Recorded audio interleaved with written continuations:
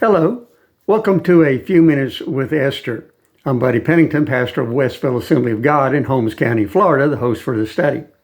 In this video, we're going to take a look at Esther chapter number 8 and verses 3 to 14.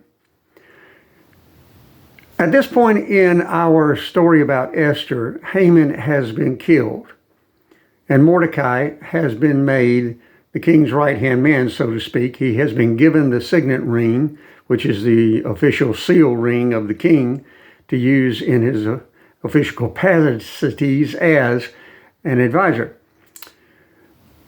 You would think that since Haman is dead, that the problems for Esther and Mordecai would have ended, but this isn't the case. In verses 3 to 14, we discover that the king's original decree, which was that the Jews were to be killed and their property seized, could not be overridden. As the king himself put it, what he has decreed has been decreed and cannot be reversed. Esther pleaded for her people, and the king told her that she could have Mordecai write a decree so that the Jews could defend themselves. Now, at this point in the story, Mordecai calls together the advisors of the king. He calls together the scribes, and he dictates a letter to all the Jews in the 127 provinces that were part of the empire of King Ahasuerus, also called King Xerxes. He sends the decree out and puts the signet ring seal on it to let everybody know that this came from the king. Basically, the new decree was that the Jews were able to join together and defend themselves against those who would cause them harm. The decree was sent out throughout the empire, and it was also sent to the city of Shushan, where the king's palace was. The people in the king's palace rejoiced because of the decree. There's something I'd like to point out to you.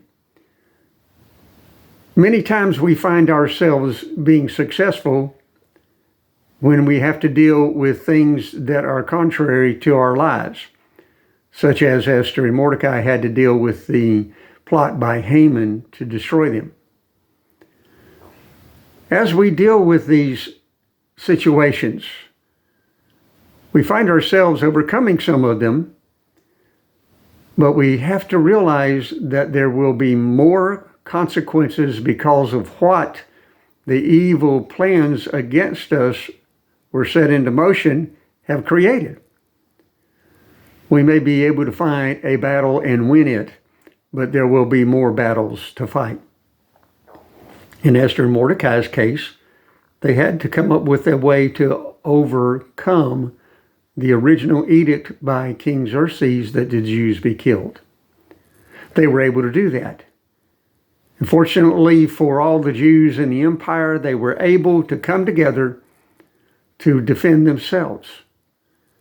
I want to encourage you, just because you have a victory over some evil thing coming against you, do not let your guard down, because there are very likely going to be other things that will come against you that may have been part of the ripple effect of the original problem. Don't celebrate and think you won't have ever to have to fight again. Keep your guard up and look for deliverance from God at all times. It's my prayer that these studies will be a blessing to you. Allow me to encourage you to look at our Facebook page, which is Westville AG at 2513 Cypress Street. May God richly bless you until the next time, whenever we get together for a few minutes with Esther as we end chapter 8. Until next time.